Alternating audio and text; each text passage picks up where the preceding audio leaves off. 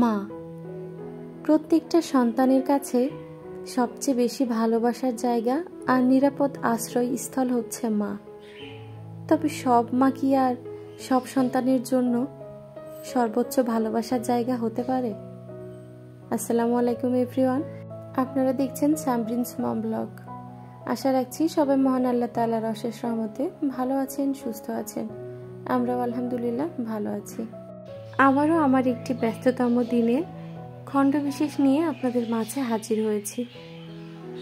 সকালবেলা থেকেই কর্মব্যস্ততা শুরু হয়ে যায়। তবে আমার ইদানিং হয়েছে কি, দিনের বেলা অনেক খারাপ লাগে শরীর, একটু অলসতা কাজ করে।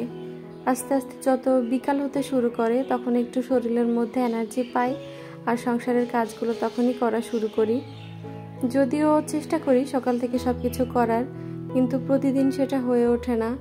আজকে ভাবলাম কোনো অলসতা না, একটু কষ্ট হলেও একবারে সকাল থেকে টাইমের মধ্যে সব কাজ সেরে ফেলব। পৃথিবীতে মানুষ কিন্তু বহুরূপী, মানুষের মতো বহুরূপী আর কোনো প্রাণী বা জীব আছে কিনা আমার জানা নাই। মানুষও কিন্তু গিরগিটির মতো, গিরগিটির থেকে কোনো অংশে কম নয়। মানুষ তার স্বার্থের জন্য ক্ষণে ক্ষণে নিজের রূপ বদলায়। এটা অবাক করার বিষয় না, কিন্তু অবাক তখনই লাগে যখন দেখবেন আপনার সব থেকে কাছের মানুষটা ক্ষণে ক্ষণে রং পাল্টাচ্ছে। নিজের স্বার্থে যে একটু আঘাত লাগছে সে আপনাকে কমে ছেড়ে দিচ্ছে না। একটা সন্তানের জন্য সব থেকে নিরাপদ আশ্রয়স্থল হচ্ছে তার মা। মায়ের কোলই একটা সন্তানের জন্য সবচেয়ে ভালোবাসার আর নিরাপদ আশ্রয়স্থল। কিন্তু আসলে কি সব সন্তানের ক্ষেত্রে সেটা প্রযোজ্য? এমন অনেক মা আছে যারা নিজের সন্তানকে শত্রুর চোখে দেখে। তারা ভাবে তার সন্তান তার জন্য যেটা করছে সেটাই হয়তোবা তার মন্দের জন্য করছে, বা যাতে তার খারাপ হয় সেটার জন্য করছে। নিজের সন্তানের উপরে একটা বিশ্বাস, আস্থা, সেটা কিন্তু তাদের থাকে না। আশেপাশের পর মানুষের কথায় তাদের বিশ্বাস থাকে, ভরসা থাকে, আস্থা থাকে, কিন্তু নিজের সন্তানের কথার উপরে তাদের কোনো বিশ্বাস থাকে না, আস্থাও থাকে না। তারা ভাবে কি তাদের সন্তান হয়তোবা শত্রু, তাদের সাথে শত্রুতা করছে। আর সেই সব অভাগা সন্তানদের পুরো জীবনটাই চলে যায় এটা প্রমাণ করতে যে তারা তাদের মা বাবার খারাপ চায় না। তারা যেটাই করে অবশ্যই তাদের মা বাবার ভালোর উদ্দেশ্যেই করে। কিন্তু সেসব অভাগা সন্তানরা আসলে এতটাই অভাগা, তারা নেগেটিভভাবে কোনো কিছু না করলেও পজিটিভভাবেও যদি সব কিছু করে, তারপরেও সেটা নেগেটিভভাবে প্রেজেন্ট করা হয় সবার সামনে। আবার এমনও কিছু মা আছে, যেমন হাতের 5টা আঙ্গুল সমান হয় না, কিছু কিছু মায়েদের কাছে তার প্রত্যেকটা সন্তানও কিন্তু সমান হয় না। কিছু সন্তানকে একটু বেশি প্রায়োরিটি দেয় আর কিছু সন্তানকে একটু কম প্রায়োরিটি দেয়। সে যেমন তার সন্তানের মধ্যে পার্থক্য বা ভেদাভেদ তৈরি করে, ঠিক তেমনি ভাই বোনের ভেতরেও কিন্তু একটা বৈষম্য বা পার্থক্য এটাও তৈরি করার ক্ষেত্রে সক্রিয় ভূমিকা পালন করে। কথায় আছে না যে নরম মাটিতে সবাই আঘাত করতে চায়, তো সেই সব অভাগা সন্তানরাও আসলে এমন, যারা দেখবেন যে মা বাবার সব কিছু মুখ বুজে মেনে নেয় বা কোনো কিছুর প্রতি উত্তর করে না, এক কথায় মা বাবাকে মানে বা সম্মান দেখায়। এইসব সন্তানরাই কিন্তু একটা সময় পরিবারের কাছে সবচেয়ে বেশি অপ্রিয় হয়ে যায়। তারা পরিবারের জন্য যতই ভালো কিছু করুক না কেন সেটা পরিবার বোঝে না। পরিবার ভাবে হয়তোবা তাদের খারাপের জন্য সে সব কিছু করছে। তবে একটা কথাই বলার আর কি, যে আল্লাহ ছেড়ে দেয় কিন্তু ছাড় দেয় না। আপনি আজকে অন্যজনের সাথে যেমনটা করছেন, কালকে ঘুরে ফিরে সেটা আপনার সাথেই হবে। তাই মানুষকে আঘাত দেওয়ার আগে বা কোনো কিছু বলার আগে বুঝে শুনে একটু বলা উচিত। আর বিশেষ করে সন্তানরা যখন বড় হয় বা প্রাপ্তবয়স্ক হয়, তখন প্রত্যেকটা বাবা মারই উচিত কথা বলার আগে একটু হিসাব করে বলা, যে আমি আমার সন্তানটাকে যে এই কথা বলছি, এখন কি তাকে এটা বলা ঠিক হবে, বা এটা বললে কি সে আঘাত পাবে? বাবা মা বলেই যে আপনি যখন যেটা মুখে আসবে সেটা আপনার সন্তানকে বলে দিবেন, এমনটা কিন্তু একদম উচিত না।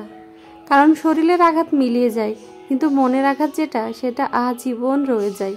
আবার এমনও কিছু মা আছে যারা একটা সন্তানের সুখের জন্য অন্য সন্তানের জীবনে দুঃখ ডেকে আনতে দ্বিধাবোধ করে না। বা যদি দেখে একটা সন্তান একটু সুখে আছে, অন্যটা তার তুলনায় একটু কম সুখে আছে, তাহলে কিন্তু সে চায় যে যে সুখে আছে তার জীবনটাও কিভাবে দুর্বিষহ করা যায়। তো যাই হোক, সেসব মায়েদের জন্য আফসোস, তারা বুঝলো না যে আসলে তাদের এই অভাগা সন্তানেরা তার সব সময় ভালো চায়, কখনো খারাপ চায় না। তো যাই হোক, আজকে অনেক কিছুই বলে ফেললাম, বলতে বলতে ভিডিও রিলেটেড কোনো কথাই বলা হলো না।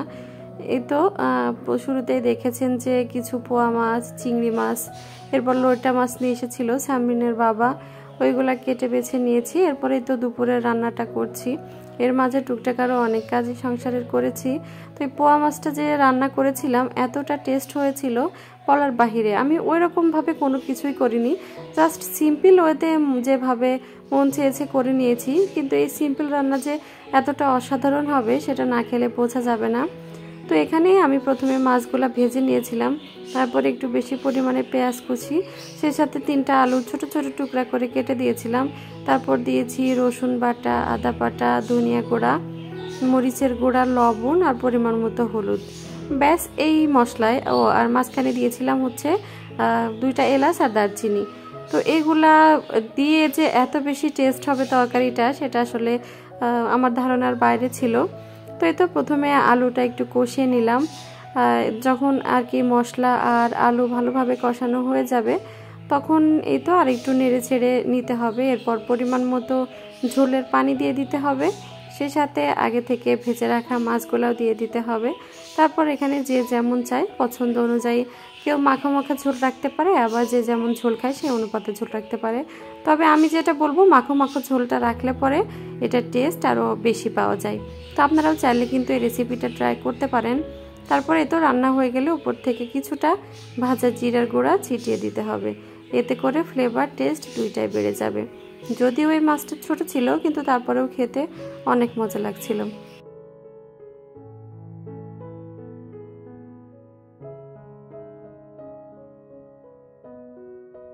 এটা ছিল বিকালবেলা। তো বিকালে হঠাৎ করে বাইরে এসে, সারাদিনে যেহেতু বৃষ্টি ছিল, হঠাৎ করে বাবুকে নিয়ে বাইরে এসেছি। এসে দেখি রংধনু, এতটা ভালো লাগলো যেটা বলার বাহিরে। কত বছর পর যে আবার রংধনু দেখলাম এভাবে আকাশে, সেটা আর কি বলতে পারছি না। আমার নিজেরই মনে নাই যে লাস্ট কবে রংধনুটা দেখেছি। তো যাই হোক, আজকে এখানেই বিদায় নিচ্ছি। সবাই ভালো থাকবেন, সুস্থ থাকবেন। আসসালামু আলাইকুম, আল্লাহ হাফেজ।